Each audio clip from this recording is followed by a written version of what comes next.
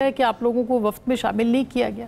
देखिए, खुर्रम दस्तगीर साहब ने कहा एक्सपर्ट्स की टीम है।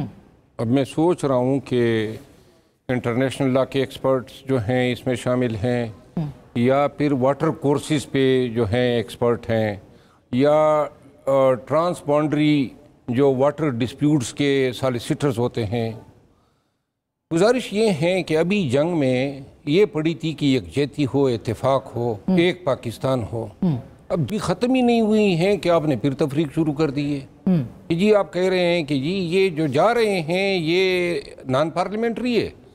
अगर आपने पाकिस्तान को और इसकी तमाम इकाइयों और सियासी क़ुव्वतों को एक साथ लेकर चलना है तो पीटीआई को साथ में भी लाने से या अपोजिशन को इसमें शामिल करने से एक जेती का एक मुत्तहिद पाकिस्तान का पैगाम जाता। दूसरी बात यह है कि ये कहाँ जाएंगे, क्या लाए अमल है, क्योंकि दुनिया भर में जो ममालिक के माबेन पानी के तनाज़े होते हैं इसका एक कन्वेंशन है, यूनाइटेड नेशन कन्वेंशन है 1997 का, 1997 यूएन वाटर कोर्स कन्वेंशन।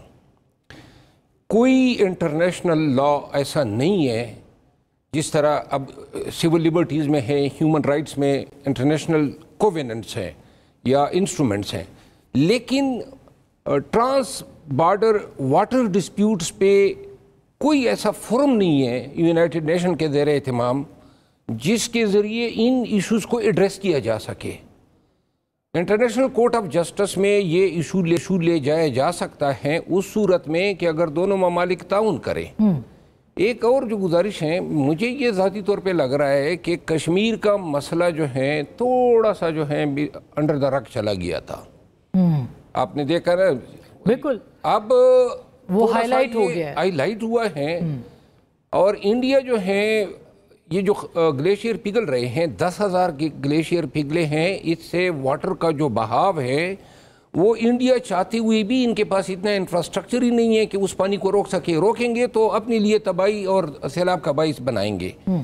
तो लिहाजा ये 2-3 सालों में तो मुमकिन नहीं है कि ये पानी को बतौर हथियार इस्तेमाल करे। अलबत्ता लॉन्ग रन में जिस तरह ये राइटर ने स्टोरी दी कि 3 जो है इंडस पे, अब 20% जो इंडस और चनाब और झेलम पे 20% यूटिलाइजेशन पानी का इंडिया कर सकता है। बिल्कुल 80% पाकिस्तान का है।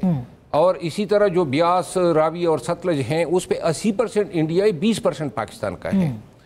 अभी जो 20% इंडस में इंडिया का हिस्सा बनता है वो अपने हिस्से के पानी भी यूटिलाइज नहीं कर रहा है, वो भी इधर आ रहा है। तो लिहाजा ये कहना और अभी से कौम को जो है नफसियाती इस जंग में डाल देना कि जनाब अब ये पानी का, और ये चीज़ मैं वादे कर दूं, पानी, ये जो पानी आ रहा है इंडस का, इससे 80% हमारा एग्रीकल्चर, 80% एग्रीकल्चर की लाइफ लाइन जो है ये पानी है। बिल्कुल यही बात है। इसीलिए अगर उसको रोका, कुछ दिन पहले रोका भी किया था, फिर उसके बाद फिर उन्होंने छोड़ा भी पानी। हुकूमत वक्त को देखिए, ठीक है, बिलावल भुट्टो जरदारी साहब की चॉइस पे कोई इतराज़ नहीं, लेकिन कोई दलील नहीं है, कोई मंतिक नहीं है कि आप पूरे अपोजिशन को आउट कर दें।